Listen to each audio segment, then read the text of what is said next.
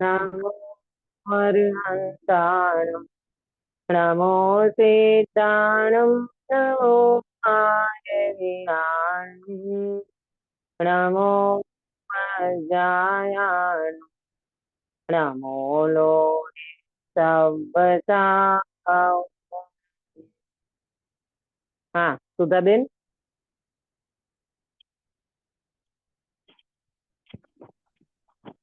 मंगलमय मंगल करण वीतराग विज्ञान नमो ताहि जाते भये हरिहंतादि महान करि मंगल करि हो महान ग्रंथ करन के काज जाते मिले समाज सब पावे निज पद राज इस भव तरु का मूल एक जानहु मिथ्या भाव ताको कर निर्मूल अब करिए मोक्ष उपाय ताको कर निर्मूल अब करिए मोक्ष उपाय।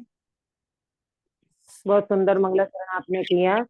शुभ मंगल प्रभात की मंगल बेला में हमारी चर्चा मोक्ष मार्ग प्रकाशक जी शास्त्र के अंतर्गत चार प्रकार के जो व्यवहाराभासी हैं उसमें धर्म बुद्धि से धर्म धारक व्यवहाराभासी की चर्चा चल रही है। कल हमने इसको शुरू किया कि धर्म बुद्धि तो रखता है परंतु उनको मात्र व्यवहार धर्म का ही पता है, निश्चय धर्म को वो व्यक्ति जानता नहीं है। यानी अभूतार्थ धर्म को साधता है, भूतार्थ की खबर नहीं है। तो क्या गलती करता है व्यवहार में, माने कहने का मतलब कि व्यवहार में देव शास्त्र गुरु को जानता है, माने उनका श्रद्धान है, परंतु देव शास्त्र गुरु का अंतरंग स्वरूप का पता नहीं है। एक बात। दूसरी बात, सात तत्वों का भी अन्यथा स्वरूप, माने आगे चर्चा आएगी कि सात तत्व को भी प्रॉपर नहीं समझता, उसका भी अन्यथा रूप उनकी दृष्टि में है। तो ये दोनों चीजें, वितरागी देव शास्त्र गुरु का अंतरंग स्वरूप और सात तत्व का प्रॉपर स्वरूप उनको नहीं है समझ में, माने श्रद्धान में नहीं है। तो वो क्या करता है, व्यवहार में तो देव शास्त्र गुरु को जैसा है वैसा मानता है व्यवहार से, निश्चय से नहीं, माने उनका अंतरंग स्वरूप वो प्रॉपर नहीं समझता। इसीलिए वो बाहर में ही उनको धर्म का साधन मान करके वो मोक्ष मार्ग को समझता है। पंडित साहब ने यहाँ पर बहुत अच्छी चर्चा की है कि भाई देव शास्त्र गुरु में तो कहते हैं कि उनकी प्रतीति करने से सम्यक तो हो जाता है, माने हम अगर वितरागी देव को मान लिया तो मुझे सम्यक दर्शन हो गया, उनका ज्ञान कर लिया तो मुझे सम्यक ज्ञान हो गया, और बाहर में चारित्र का पालन कर लिया तो चारित्र हो गया। तो ऐसी मान्यता उनकी है। कुल मिलाकर के पंडित साहब का ये कहना है कि बाह्य लक्षण के द्वारा परीक्षा करता है परंतु अंतरंग स्वरूप का उनको मालूम नहीं होने से वो व्यक्ति व्यवहाराभासी है। बराबर। देव भक्ति का अन्यथा रूप हमने कल लिया था, पेज नंबर 222 से अभी चर्चा को आगे बढ़ाना है। क्या कहा था कि भाई वितरागी देव को मानता कैसा है, बोले बाह्य स्वरूप उनका पूरा पता है। कैसे, बोले हमारे अरियंत देव हैं, इंद्र आदि के द्वारा पूज्य होते हैं, अतिशय के सहित होते हैं, सुधादि दोषों से रहित होते हैं, शरीर उनका परम औदारिक शरीर होता है ना, स्त्री संग से रहित होते हैं, दिव्य ध्वनि से उपदेश देते हैं, केवल ज्ञान से लोकालोक को जानते हैं, काम क्रोधादि को नष्ट किए हुए हैं। ऐसे हमारे वितरागी सर्वज्ञ और हितोपदेशी ये हमारे अरियंत देव हैं। ये इनका बाह्य स्वरूप समझता है परंतु अरियंत भगवान का ओरिजिनल स्वरूप जो है अंदर का, कि वो कैसे केवल ज्ञान का स्वरूप कैसा, उनका द्रव्य गुण पर्याय कैसा, उनकी वितरागता का स्वरूप अंतरंग कैसा, वो नहीं समझता है। इसीलिए वो जैसे दृष्टांत दे करके बात की थी, असमान जाति द्रव्य पर्याय मनुष्य कोई हो, वो शरीर और आत्मा को भिन्न नहीं जानता, तो वो दोनों को एक मान करके चलता है और मिथ्यात्व को धारण करता है। इसी तरह अरियंत भगवान को भी कैसा समझता है, परम औदारिक शरीर और अरियंत भगवान ये दोनों जड़, कहना चाहिए कि औदारिक शरीर है वो जड़ है और अर्यंत भगवान का अंतरंग स्वरूप माने केवल ज्ञान सहित अनंत ज्ञान, दर्शन, सुख, वीर्य, ये उनका अंतरंग स्वरूप है। वो दोनों को मिला करके समझता है, इसीलिए वो मिथ्या दृष्टि बना रहता है। बराबर।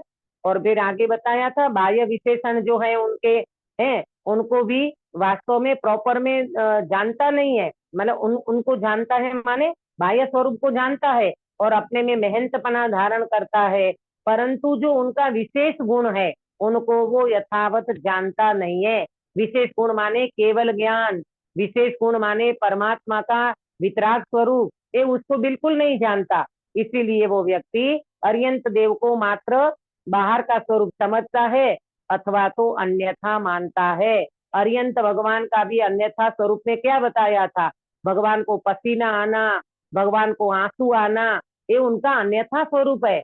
ये कोई भगवान को ऐसा होता नहीं है। अगर ऐसा कोई मानता हो तो वो मिथ्या दृष्टि ही बना रहता है। बराबर, यहाँ तक की चर्चा हुई थी। आज अपन 222 पेज से पंडित जी आगे और भी चर्चा करते हैं, इसका स्वरूप अपन लेते हैं। मिला सबको 222 पेज।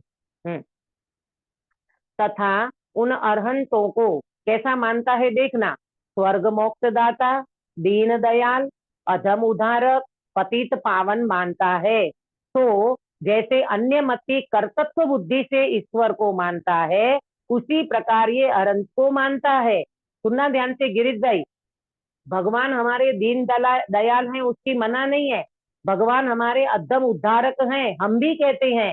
पति अपन बोलते हैं ना उसमें स्तुति में, प्रभु पतित पावन मैं पावन चरण आयो शरण की। हे भगवान आप हमारे पतित पावन हो, है ना, पापियों को पावन करने वाले हो, पवित्र करने वाले हो, आप तो हमारे अधम उद्धारक हो। ये कहते हो तो उसमें कोई दोहराई नहीं है, परंतु ये तो ये कह रहे हैं पंडित जी यहाँ पर कि अन्यमति जैसे कर्तृत्व बुद्धि से ईश्वर को मानते हैं ना, वैसे ये जीव अर्यंत भगवान को मानते हैं। इसका मतलब समझ में आया अंकित भैया? क्या मानते हैं मालूम? वो ये मानते हैं भगवान आप हमारी नैया को पार कर दोगे। बोलो, पार्श्वनाथ भगवान तुम्हारी नैया पार करेंगे? महावीर भगवान तुम्हारा कल्याण कर सकते हैं? नहीं। तो फिर क्यों ऐसा कहते हैं? व्यवहार से ऐसा कहो तो कोई बात नहीं है, भगवान हमारे कल्याण में निमित्त तो बन सकते हैं, पर भगवान हमारा कल्याण नहीं कर सकते। क्या बोला काश्मीरा बेन, समझ में आया? हाँ दीदी, भगवान हमारे कार्य में निमित्त तो बन सकते हैं, लेकिन हाँ, भगवान हमारा कार्य नहीं कर सकते।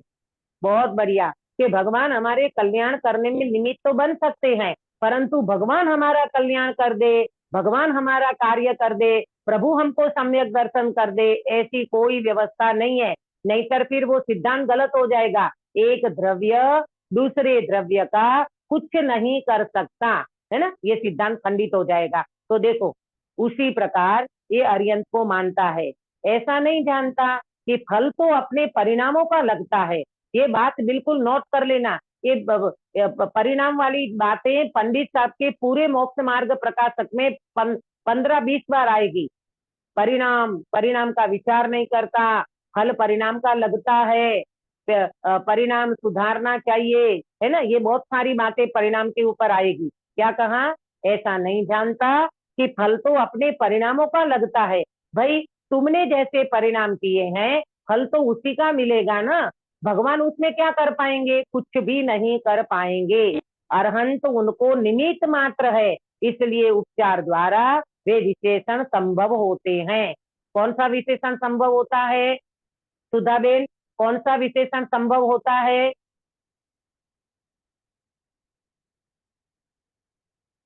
सुनीता जी,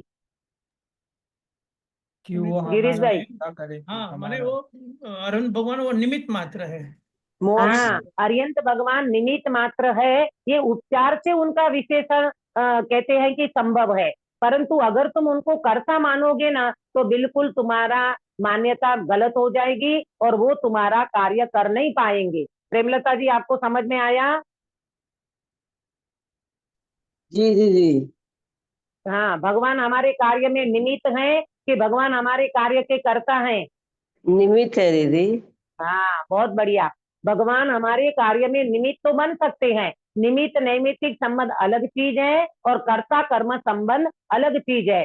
कर्ता कर्म एक द्रव्य में होता है और निमित्त नैमित्तिक दो द्रव्य की पर्याय में होता है। ये हमेशा के लिए मान के चलना, बराबर। ये बात समझ में आई। तो भगवान कैसे हैं? भगवान हमारे मोक्ष दाता के कहो कोई बात नहीं, दीन दन दयाल कहो, अधम उद्धारक कहो, पतित पावन कहो, कहने के लिए बात है, उपचार से है, व्यवहार से है, परंतु निमित्त मात्र है, परंतु उनको कर्ता बिल्कुल नहीं मानना, बराबर। आगे, अपने परिणाम शुद्ध हुए बिना अरहंत ही स्वर्ग मोक्षादि के दाता नहीं है। देखो पंडित जी ने फिर परिणाम की बात करी, अपने परिणाम शुद्ध हुए बिना, माने आपका परिणाम विशुद्ध हुए नहीं और भगवान तुम्हारा कल्याण कर दे, ऐसी व्यवस्था तो कतई नहीं है।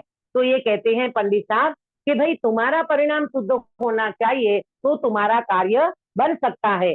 तुम्हारे परिणाम शुद्ध होने से तुम स्वर्ग में भी जा सकते हो, तुम मोक्ष में भी जा सकते हो, परंतु तुम्हारा परिणाम शुद्ध नहीं होगा तो अर्यंत भगवान न स्वर्ग के दाता हो सकते हैं और न तुम्हारे मोक्ष के दाता बन सकते हैं। तथा अरहंत आदि के नामादिक से स्वान आदिक ने स्वर्ग प्राप्त किया।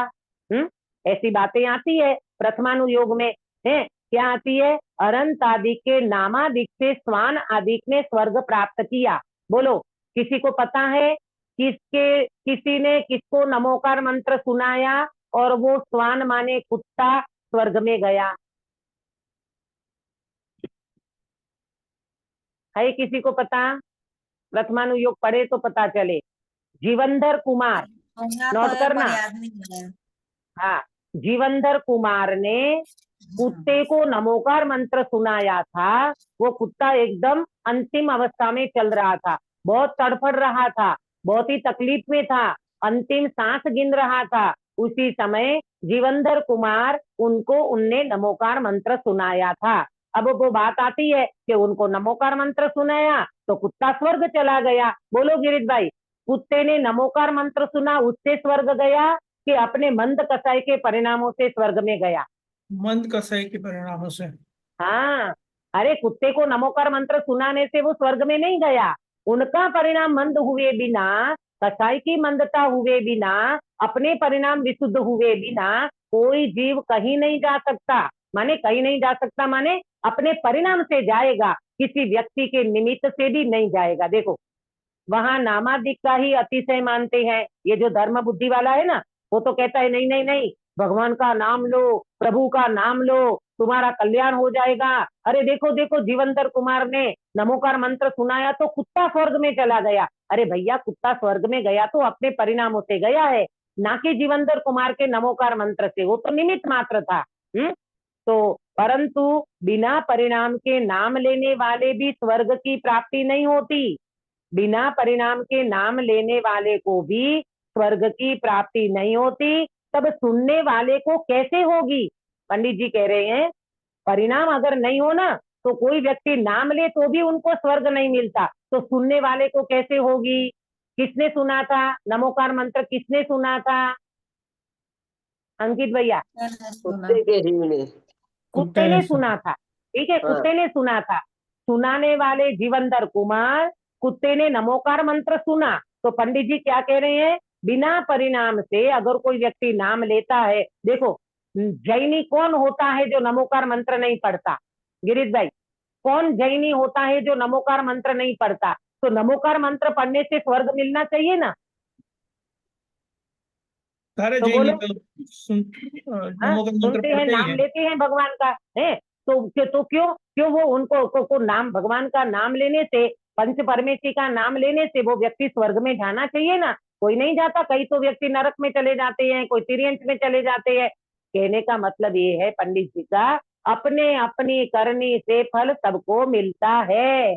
अपनी जैसी करनी होगी, अपना जैसा परिणाम होगा वैसा होगा, नहीं तर नाम लेने से भी नहीं होता कार्य तो सुनने वाले को कैसे हो जाएगा? उनने तो मात्र नमोकार मंत्र सुना था ना, अगर उनका परिणाम विशुद्ध नहीं होता तो वो स्वर्ग में जा सकता था? प्रेमलता जी,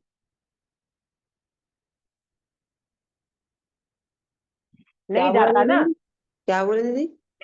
मैं कह रही हूँ कि भाई अगर उनने उनने तो नमोकार मंत्र सुना मात्र था ना, अरे सॉरी, नमोकार मंत्र सुना था ना कुत्ते ने, लेकिन उनने परिणाम विशुद्ध नहीं किया, तो वो स्वर्ग में जा सकता था क्या?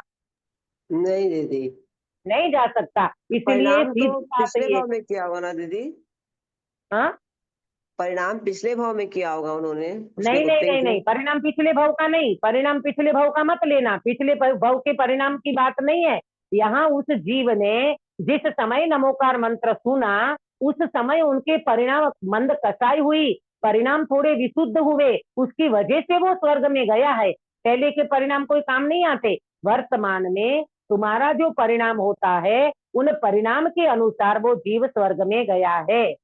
तो पंडित जी का कहना ये है कि भाई कोई व्यक्ति बिना परिणाम से नाम भी ले लेवे और बिना परिणाम से सुन भी लेवे नमोकार मंत्र, तो भी वो व्यक्ति स्वर्ग में नहीं जा सकता। तो कैसे जाता है? स्वानादि को नाम सुनने के निमित्त से कोई मंद कसाय रूप भाव हुए हैं, उनका फल स्वर्ग हुआ है। उपचार से नाम ही की मुख्यता की है।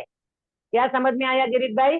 उपचार से नाम की मुख्यता क्या? देखो देखो, उनने नमोकार मंत्र सुना, उनने उनने जीवनधर कुमार से नमोकार मंत्र सुना तो वो स्वर्ग में चला गया। अरे वो तो नाम की मुख्यता है, सुनने की मुख्यता बताई, परंतु कहने का मतलब बिना परिणाम से कोई जीव स्वर्ग आदि में नहीं जाता। ठीक है, आगे दीदी। देखो। दीदी दीदी ऐसा नहीं है, पर जैसे पहले गति बन जाती उस हिसाब से ही गति हाँ मिलती है। वो नहीं, ऐसा देखो, ऐसा है 1/3 भाग में जो बोलते ना कि 3 भाग होता है आयु बंधने के उसका, तो वो उस समय जैसे इनने नमोकार मंत्र सुना, उस समय उनके परिणाम विशुद्ध हुए और उसी समय आयु का बंद हो गया।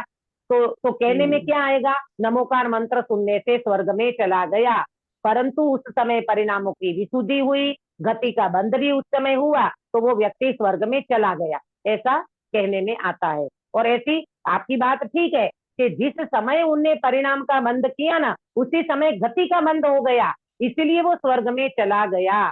तो ये सारे निमित्त नैमित्तिक संबंध होते हैं। आयु का बंद हो जाना, उस समय परिणाम विशुद्ध होना, उस समय नमोकार मंत्र सुनने का निमित्त बनना, ये सारी चीजें एक साथ हो जाती है।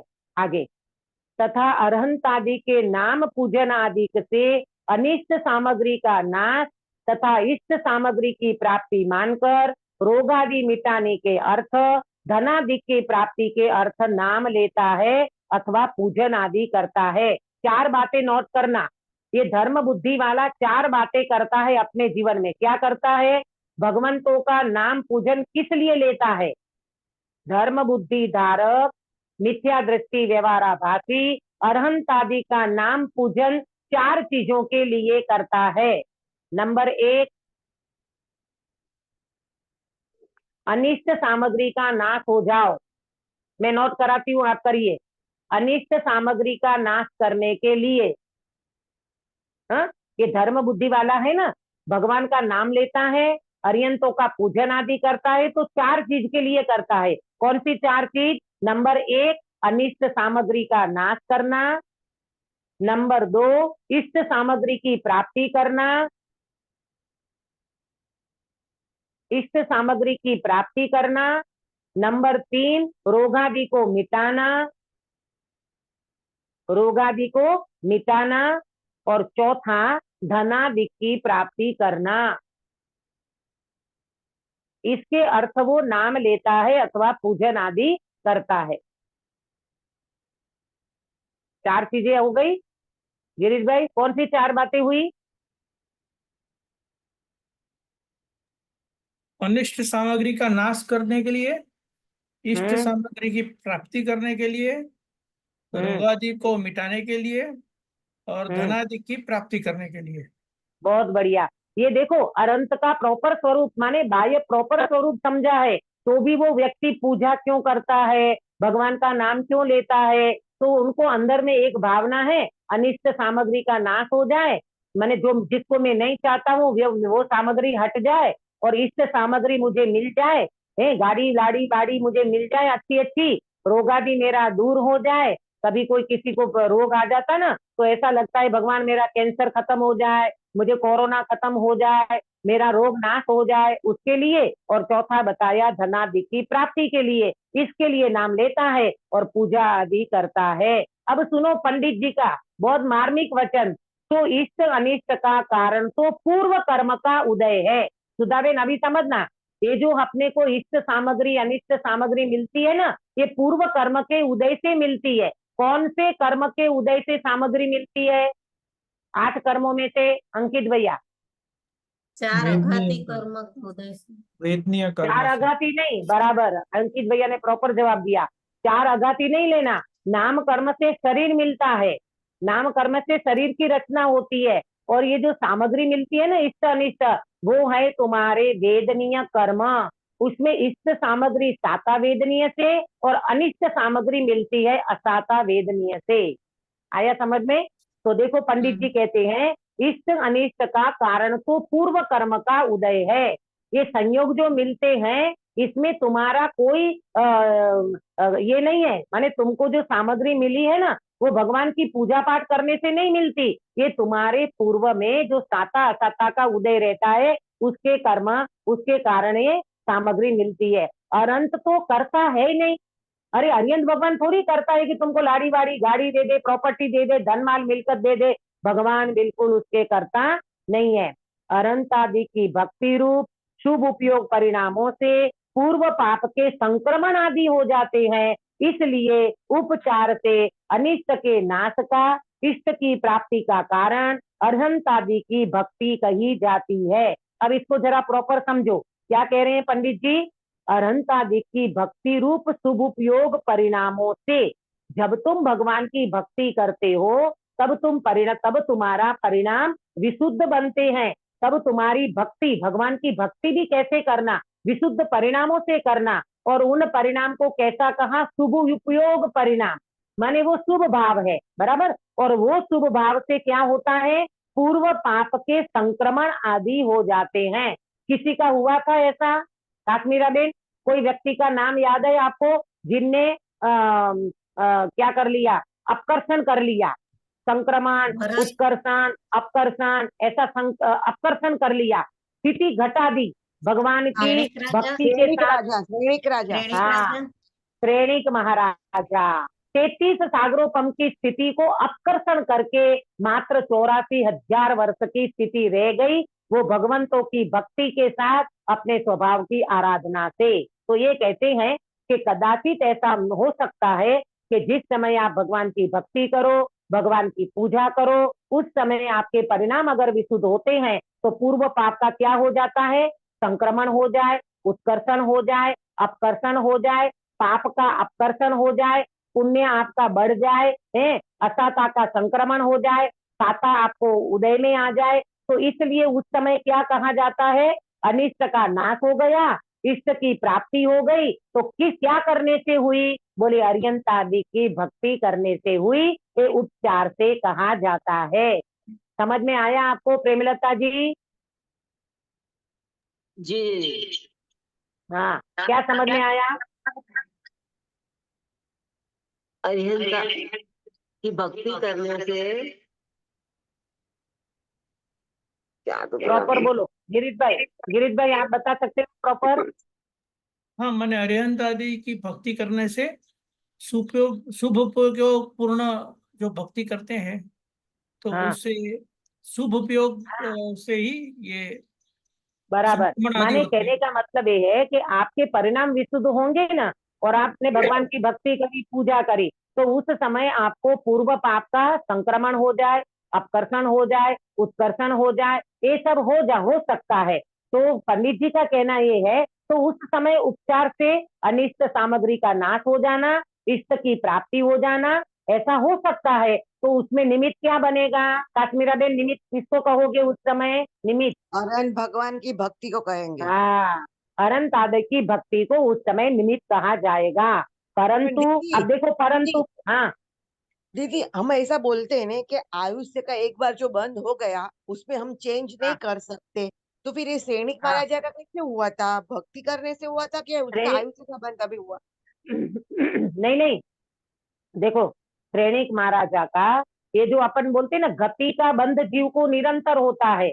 आयु एक बार बंधती है, तो उनकी आयु का बंध नहीं हुआ था। गति का बंध जो होता है ना, तो गति में तो जाना पड़ा, नरक गति में जाना पड़ा, परंतु आयु का बंध न होने से उनको उस समय जो 33 सागर की स्थिति थी ना, उसको उन्हें 84,000 वर्ष की हो गई। वो क्यों हो गई? मात्र भगवान की भक्ति से नहीं हुई है, उनने अपने अंदर में सम्यक दर्शन की प्राप्ति की है, पश्चाताप किया, प्रतिक्रमण किया, अपने अंदर में बहुत उनको अंदर से ये हुआ कि अरे रे भगवान, मैंने ये क्या कर दिया। यशोधर मुनिराज के गले में सर्प डाल करके महान अपराध का जब उनको हाँ। बोध हुआ ना, तब वो व्यक्ति ने सम्यक दर्शन की प्राप्ति की है। आया समझ हाँ, में? हाँ, हाँ, हाँ, और मतलब गति गति का, प्रायश्चित, गलती हाँ करते और फिर प्रायश्चित सच्चे दिल से करते हैं, हाँ, और कभी हो सकता है, बराबर। सच्चे दिल से देखो, सच्चे दिल से प्रायश्चित भी किया और उसके साथ सम्यक दर्शन किया। हाँ, हाँ, हाँ, हाँ, क्यों क्यों काश्मीर बहन, अकेले प्रायश्चित करना वो तो मंद कसाय है, बराबर। परंतु कसाय का अभाव करके उस समय अनंतानुबंधी का अभाव किया। ये नास्ति से कथन और अस्थि से अपने सम्यक दर्शन की प्राप्ति की, अपने शुद्धात्मा का आश्रय किया, और तब उनको सम्यक दर्शन की प्राप्ति से वो जीव को, वो जो 33 सागर की स्थिति थी ना, वो कम होते होते वो 84,000 वर्ष की रह गई। तो उसमें निमित्त रूप से उनके परिणामों की विशुद्धि कही जाती है। पश्चाताप, प्रतिक्रमण, ये सब उनमें निमित्त होते हैं। बराबर? हाँ, देखो, तो हाँ, दीदी परंतु आयुष्य जो है वो जब भी हम्म, जो पहले ही जो गति आने के बाद आयुष्य का प्लस माइनस हो सकता है, लेकिन एक टाइम वो हाँ गति में चले गए उसके बाद आयुष्य का प्लस माइनस हो सकता है। हाँ, उस फिर नहीं होगा। इसीलिए उसका 1/3 भाग जो है ना, जैसे किसी व्यक्ति की आयु 60 साल की है, ठीक है, तो उस वो व्यक्ति का 3 भाग, मतलब क्या बोलते, तीसरे भाग में उनका आयु का बंद होता है। 40 साल के बाद जो 20 साल का जो गैप है ना, उसमें भी 8 हिस्सा करना। हाँ, उसमें भी 8 हिस्सा करना। 8 वो हिस्से में वो गति का व्यक्ति बंद कभी होता है भी या आयु का बंद होता है? आयु का बंद करेगा, वो आयु का बंद करेगा, परंतु आयु के बंद में उनको चांस मिलता है। 8 भाग होते हैं ना, तो 8 बार उनको चांस मिलता है। तुमने 40 के बाद 40 के बाद आयु बांधना अगर शुरू किया, तो वो जो 8 भाग में कभी भी कर सकता है। 40 के बाद एक अंतर मुहूर्त में वो किया तो ठीक है, नहीं किया तो फिर उसका जो क्या बोलते, उसका जो डिवाइडेशन किया हुआ है 8 भाग का, उसमें कभी भी कर सकता है। नहीं करा, अंत में आयु के अंतर मुहूर्त में भी वो व्यक्ति अगले आयु का बंद कर सकता है। ये अगली सारी गति व्यवस्था करना, है। गति का अगले बंद, आयु का, अगली गति में जो आयु बंद मिलेगा ना, उसका बंद करेगा। तो ऐसा गति का बंद और आयु का बंद अलग अलग होगा। गति का बंद, देखो ऐसा है, गति का बंद व्यक्ति निरंतर करता है, ऐसा आता है। मैं इसको आपको कल प्रॉपर समझाऊंगी, मुझे थोड़ा देखना पड़ेगा, क्योंकि गलत अपना ना हो जाए, इसलिए मैं कल आपको इसको प्रॉपर बताऊंगी गति और आयु का कैसे होता है। यहाँ देखो अभी, परंतु जो जीव प्रथम से ही सांसारिक प्रयोजन सहित भक्ति करता है, उसके तो पाप ही का अभिप्राय हुआ। जो व्यक्ति प्रथम से क्या करता है, संसार का प्रयोजन रख करके बैठा है, वो लेकर के भक्ति करता है, तो उसको क्या होगा, पाप का ही अभिप्राय है। वो व्यक्ति पाप का ही बंद करता है।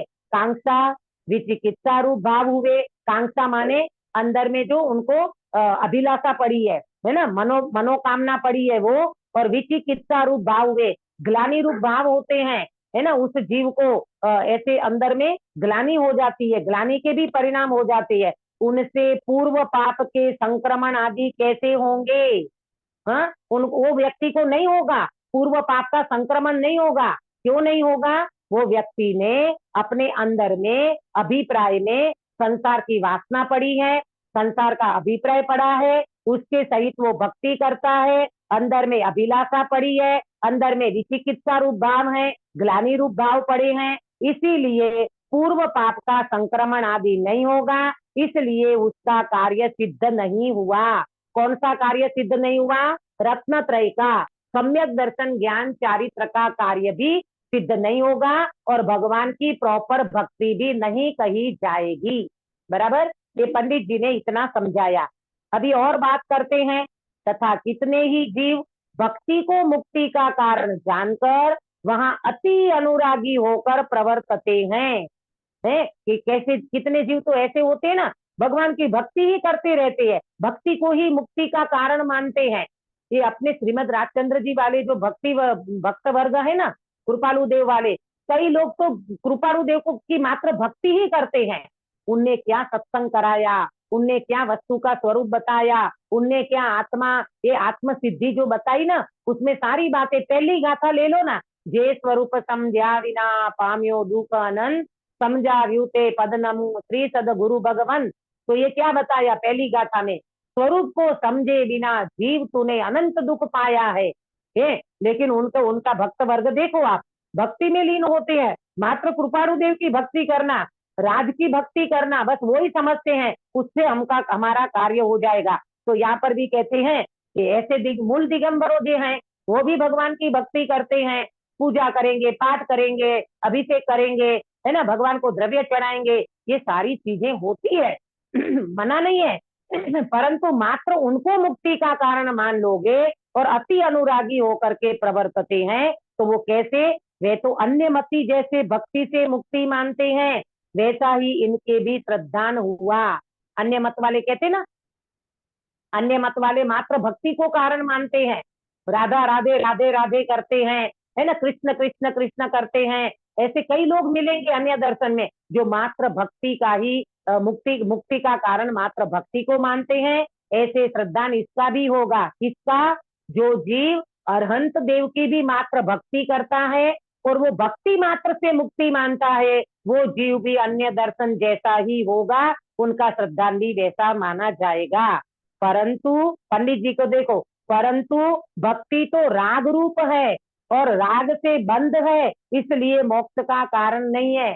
बोलो किरण बेन, आप बता सकते हो भक्ति को राग क्यों कहा, राग से बंद कहा और उसको मोक्ष का कारण नहीं, क्यों नहीं कहा?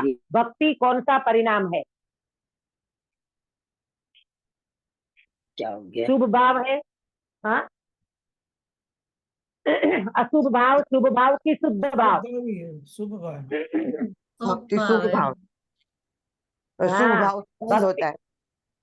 अशुभ भाव नहीं, भक्ति तो शुभ भाव है और शुभ भाव से जीव पुण्य का बंद करता है, स्वर्ग का बंद करता है, और वो स्वर्ग का बंद करने से वो मोक्ष का कारण नहीं है, क्योंकि स्वर्ग भी 4 गति में से एक गति है, स्वर्ग गति है। स्वर्ग में जाकर के व्यक्ति मोक्ष का सुख नहीं ले सकता, स्वर्ग में जाने वाला व्यक्ति भी दुख को प्राप्त करता है अगर मिथ्या दृष्टि होगा तो, बराबर। तो क्या कह रहे हैं पंडित जी कि भाई तुम यहाँ पर भगवान की भक्ति करते हो, तो भगवान की भक्ति से तुम्हारा भक्ति का परिणाम राग रूप है, यानी शुभ भाव है, उससे तुम्हारा बंध होगा, उससे तुम स्वर्ग में तो जा सकते हो परंतु वो मोक्ष का कारण नहीं होगा। जब राग का उदय आता है तब भक्ति न करे तो पापानुराग हो, इसलिए अशुभ राग छोड़ने के लिए ज्ञानी भक्ति में प्रवर्तते हैं और मोक्ष मार्ग को बाह्य निमित्त मात्र भी जानते हैं, परंतु यहाँ ही उपादेयपना मानकर संतुष्ट नहीं होते, शुद्ध उपयोग के उद्यमी रहते हैं। कौन? अब ये किसकी बात करी? मोक्ष मार्ग ज्ञानी जीव की। हाँ, ये ज्ञानी जीव की बात करी गिरीश भाई। ये ज्ञानी जीव क्या करते हैं, जब राग का उदय आता है ना, तब अगर भक्ति न करे तो पापानुराग होएगा। देखो, जब आप क्लास नहीं सुनोगे, ये सुबह के टाइम पे क्लास नहीं सुनोगे तो क्या करोगे, या तो नींद करोगे या अखबार पढ़ोगे या टीवी देखोगे या मोबाइल देखोगे, बराबर, ठीक है ना। तो ये पंडित जी का ये कहना है कि जब राग का उदय आता है ना, तब अगर तुम भक्ति नहीं करोगे तो क्या होगा, पाप का अनुराग होगा, माने वो जीव पाप में प्रवृत्त होगा। इसलिए अशुभ राग छोड़ने के लिए ज्ञानी भी क्या करते हैं, भक्ति में प्रवर्तन करते हैं। ज्ञानी को भी सुनना ध्यान से, ज्ञानी को भी अशुभ राग आता है कि नहीं? बोलो, ज्ञानी को भी अशुभ राग आता है कि नहीं? आता है। तो वो क्या करेंगे? हाँ, क्या बोला? वो सिर्फ जानते हैं, आता है फिर अरे यार एक मिनट सीमा, वो बात ऐसी है कि ज्ञानी को भी अशुभ भाव आ सकते हैं, परंतु ज्ञानी बुद्धि पूर्वक शुभ में रहते हैं। आया समझ में? ज्ञानी बुद्धि पूर्वक शुभ में रहने का वो लाइट चली गई ना, इसलिए यहाँ पर थोड़ा अंधेरा लग रहा होगा आपको। हाँ, क्या समझ में आया कि ज्ञानी उस समय, देखो ज्ञानी को भी निचली भूमिका है ना, तो अशुभ भाव आ सकते हैं, लेकिन ज्ञानी बुद्धि पूर्वक क्या करेंगे, शुभ में रहने का प्रवर्तन करेंगे। तो कहते हैं कि वो जब अशुभ को छोड़ने के लिए ज्ञानी शुभ में प्रवर्तन करते हैं और मोक्ष मार्ग को बाह्य निमित्त मात्र भी जानते हैं। ये जो बाह्य मोक्ष मार्ग है ना, वो तो निमित्त मात्र है, देव शास्त्र गुरु निमित्त मात्र हैं, परंतु उनको उपादेय मान करके उसमें संतुष्ट नहीं होते, शुद्ध उपयोग के उद्यमी रहते हैं। अंकित भैया बताना मुझे कि ज्ञानी शुभ में संतुष्ट हो जाते हैं कि शुभ को छोड़ के शुद्ध में प्रवर्तन करते हैं? शुद्ध में प्रवर्तन करते हैं। हाँ, तो शुद्ध में प्रवर्तन करेंगे तो भक्ति के परिणाम भी छूटेंगे, है शुभ उपयोग भी छूटेगा, भगवान का लक्ष्य भी छूटेगा, और अपनी आत्मा का लक्ष्य करेंगे तब उनको शुद्ध उपयोग होगा। और ऐसा उद्यम ज्ञानी करते हैं। आया समझ में? बुद्धि पूर्वक करते हैं, ये कहो तो कोई दो राय नहीं है। आया समझ में? बोलो गिरीश भाई, अपने को समझना चाहिए कि अपने को बुद्धि पूर्वक कितना पुरुषार्थ करना चाहिए। अपन बोल तो देते हैं आत्मा शुद्ध है, आत्मा बुद्ध है, आत्मा ज्ञायक है, आत्मा, इतने कहने से काम नहीं चलेगा। अपने को निर्णय करने के लिए बुद्धि पूर्वक लगना पड़ेगा, तब जाकर के ये अपनी घटना घटेगी सम्यक दर्शन वाली। आया समझ में? ऐसे बैठे बैठे मोक्ष नहीं मिल जाएगा। बुद्धि पूर्वक तत्व निर्णय का अभ्यास करना, हाँ, और फिर वो सम्यक दर्शन की पर्याय अपने काल में जरूर आएगी, ये पंडित जी का कहना है। जो व्यक्ति लाइन में लगेगा बस उसको मिलेगी। कोई व्यक्ति कहेगा बस स्टॉप तो मेरे घर के सामने है, मैं तो घर में बैठा हूँ, जब बस आएगी तब जाऊंगा। बोलो क्या क्या क्या बात है, क्या मतलब जवाब है आपका? सुनीता जी बस में है अभी? हाँ इसमें हाँ, तो नंबर कैसे लगाया भाई? लाइन में खड़े रहते हैं तो बस मिलती है, ऐसे कोई व्यक्ति सीधा चढ़ के बस में नहीं बैठ जाता है। जहां लाइन वगैरह लगती है ना, उसकी बात मैं कर रही हूँ, ठीक है? आया समझ में? इसी तरह बुद्धि पूर्वक तत्व निर्णय में नंबर लगाओ, नंबर लगाना पड़ेगा, ऐसे बैठे बैठे कछु काम होने वाला नहीं है। आया समझ में? बहुत बढ़िया पंडित जी का चित्रण है ये, बहुत अच्छा चिंतन। देखो अब 85 इकाई की कुछ पंक्ति पंडित जी ने उठाई है, इसका मैं अर्थ बताती हूँ। हाँ, यह भक्ति केवल भक्ति ही है प्रधान, जिसके ऐसे अज्ञानी जीव के होती है। मात्र जो भक्ति भक्ति भक्ति करते रहते हैं और भक्ति का प्रधान पना जिसके अंदर में है, वो तो मात्र अज्ञानी जीव को होती है। तथा तीव्र राग ज्वर मिटाने के अर्थ या कुस्थान के राग का निषेध करने के अर्थ कदाचित ज्ञानी के भी होती है। गिरीश भाई समझो आप, ज्ञानी को तीव्र राग ज्वर, अपने को फीवर आता है ना, 105 डिग्री फीवर हो जाए तो वो व्यक्ति क्या करेगा? वो व्यक्ति तीव्र बुखार में वो व्यक्ति शांत रह करके अपने अंदर में वो व्यक्ति, मुझे बुखार आया है, मुझे तीव्र बुखार है, ये समझता है। सुना ध्यान से, तो तीव्र ज्वर मिटाने के अर्थ, मुझे 105 डिग्री बुखार चढ़ा है तो मुझे दूर करना है, मुझे इस बुखार को मिटाना है, ये तो ठीक है। अथवा कुस्थान के राग का निषेध करने के अर्थ कदाचित ज्ञानी के भी होती है। क्या? ये भगवंतों की भक्ति। आया समझ में? अशुभ में नहीं जाना है, शुभ में बने रहना है, तीव्र ज्वर मिटाना है। तीव्र ज्वर का मतलब समझे? कसाई की तीव्रता। तीव्र ज्वर का मतलब कसाई की तीव्रता और अशुभ की तीव्रता, ये दोनों चीजें ज्ञानी को नहीं चाहिए, इसीलिए वो भगवान की भक्ति करते हैं। इसका मतलब तो शुभ में रहते हैं परंतु शुद्ध में जाने के लिए। अब जरा सा है, इसको पूरा करके कल अपना गुरु भक्ति लेंगे। देखो वहां वह पूछता है, ऐसा है, कौन पूछता है ये? गिरीश भाई कौन पूछता है ये? अपना धर्म बुद्धि से हाँ हाँ, ये ना हो कि पूरी बातें हमने कर ली और किसका प्रकरण चल रहा है वो हमारे दिमाग में से निकल जाए। धर्म बुद्धि से धर्म धारक व्यवहारा भाषी, ये पूछता है, ऐसा है तो ज्ञानी से अज्ञानी के भक्ति की अधिकता होती होगी।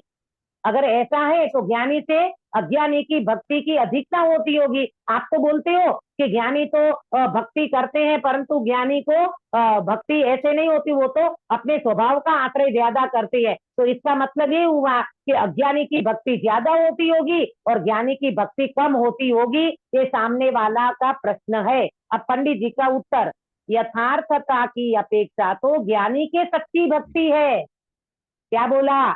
यथार्थ माने प्रॉपर, प्रॉपर भक्ति भी वास्तव में ज्ञानी की होती है। प्रॉपर पूजा भी ज्ञानी करते हैं, प्रॉपर स्तुति भी भगवान की ज्ञानी करते हैं। अज्ञानी को तो बेचारे को पता ही नहीं है, हा? अज्ञानी के नहीं है। और राग भाव की अपेक्षा अज्ञानी के श्रद्धान में भी उसे मुक्ति का कारण जानने से अति अनुराग है। सुनो ध्यान से, राग भाव की अपेक्षा अज्ञानी के श्रद्धान में भी उसे मुक्ति का कारण जानने से अति अनुराग है। मुझे ये सेंटेंस और समझाएगा अंकित भैया, आप समझा सकते हो ये सेंटेंस में पंडित जी क्या कह रहे हैं?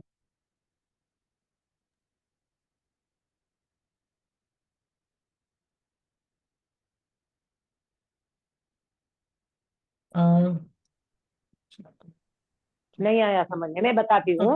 ये कह रहे हैं, हाँ अज्ञानी बोलो काश्मीरा बेट। अज्ञानी अज्ञानी भक्ति को मुक्ति का कारण जानता है।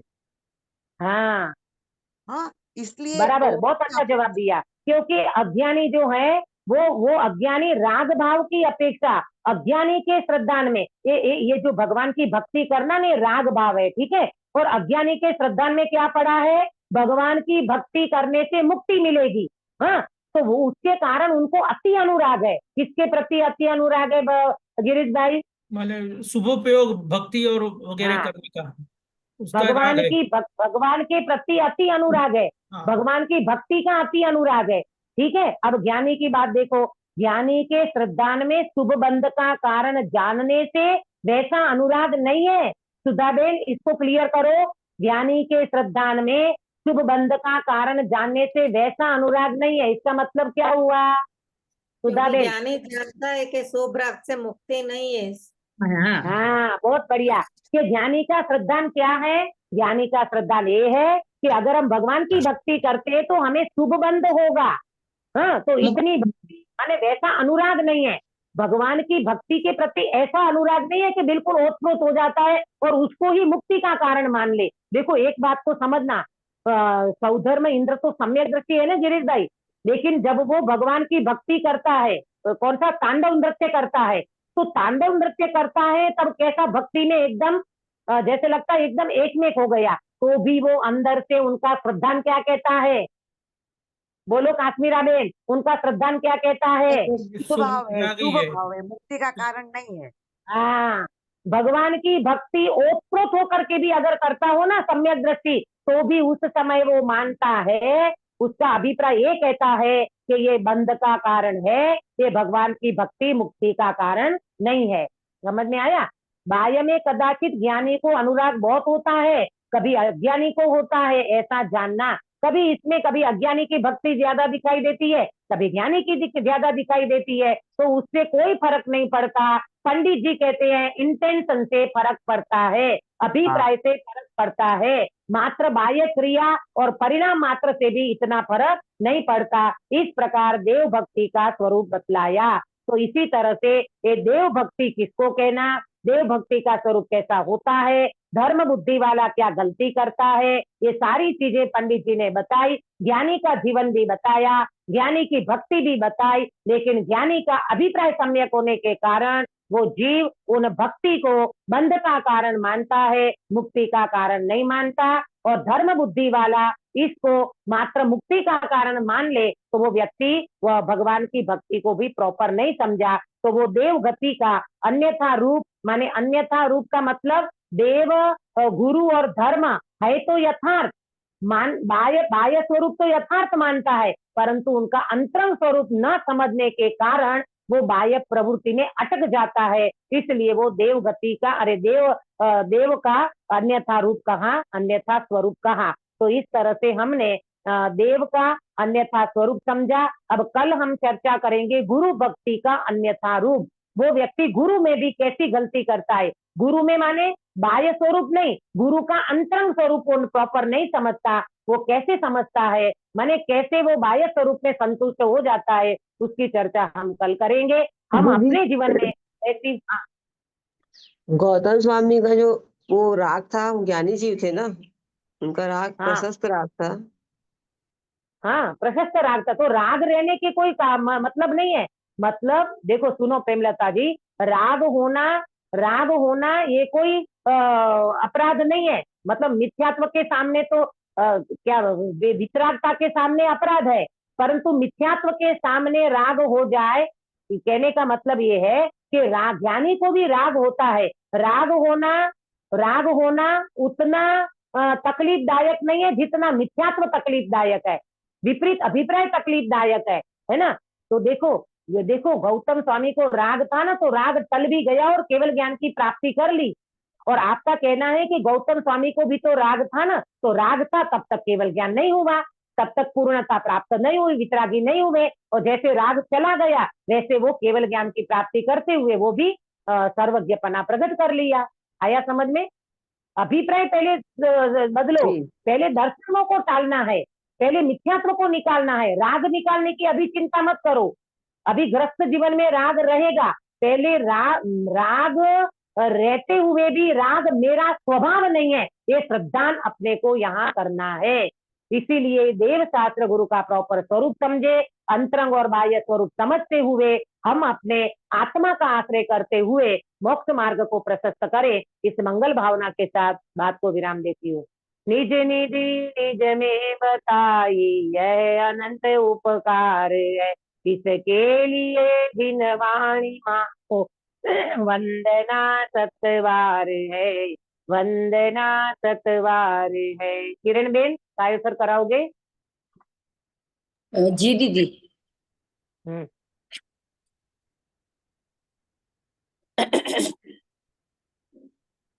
नमो अर्यंताणम, नमो सिद्धाणम, नमो आयर्यणम, नमो वज्रणम, नमो लोवे सवसाहुणम, नमो अर्यंताणम, नमो सिद्धाणम, नमो आयर्यणम, नमो वज्रणम, नमो लोवे सवसाहुणम, नमो अर्यंताणम, नमो सिद्धाणम, नमो आयर्यणम, नमो वज्रणम, नमो लोवे सवसाहुणम, नमो अर्यंताणम, नमो सिद्धाणम, नमो आयर्यणम, नमो वज्रणम, नमो लोवे सवसाहुणम, नमो अर्यंताणम, नमो सिद्धाणम, नमो आयर्यणम, नमो वज्रणम, नमो लोवे सवसाहुणम, नमो अर्यंताणम, नमो सिद्धाणम, नमो आयर्यणम, नमो वज्रणम, नमो लोवे सवसाहुणम, नमो अर्यंताणम, नमो सिद्धाणम, नमो आयर्यणम, नमो वज्रणम, नमो लोवे सवसाहुणम, नमो अर्यंताणम, नमो सिद्धाणम, नमो आयर्यणम, नमो वज्रणम, नमो लोवे सवसाहुणम, नमो अर्यंताणम, नमो सिद्धाणम, नमो आयर्यणम, नमो वज्रणम, नमो लोवे सवसाहुणम।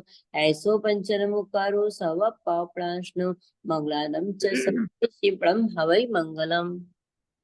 बोलो अंतर्मुख मुद्राधारी सर्वजिनेन्द्र भगवान की जय जय हो। हो।